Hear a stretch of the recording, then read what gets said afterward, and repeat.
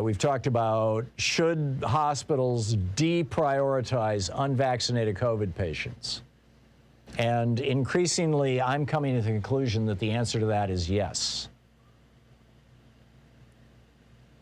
I realize how difficult that is for our healthcare professionals and providers and how brutal that sounds, but yes.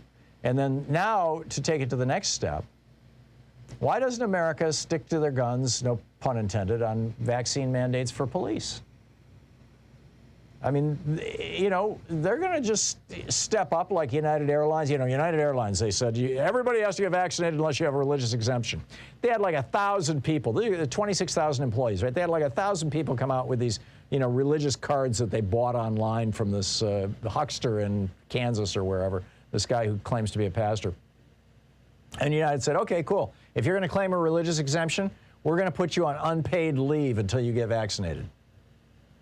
All of a sudden, everybody's vaccinated at United Airlines. They asked the CEO last week, how many people are not vaccinated? He said it's in single digits, fewer than 10 out of 26,000 employees. You know, being a cop is a pretty good job, by and large.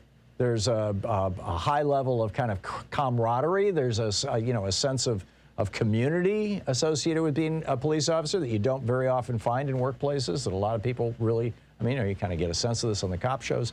And if you've ever known a police officer, I went through the Georgia Police Academy. I've known a bunch of police officers. There's a kind of we're in this together thing. There's also really good pay. I mean, the police in Portland make more than the mayor in many cases. You've got police in Portland who are making $100,000, $150,000 a year when you add in overtime and things. And it's a secure job, and you get a pension. And your pension can be, it depends on the city, but it can be up to 90% of your pay for the rest of your life. Typically, it's less than 90, but sometimes, you know, hey, 90 and out, right? So why are we letting cops say, no, I don't want to get vaccinated?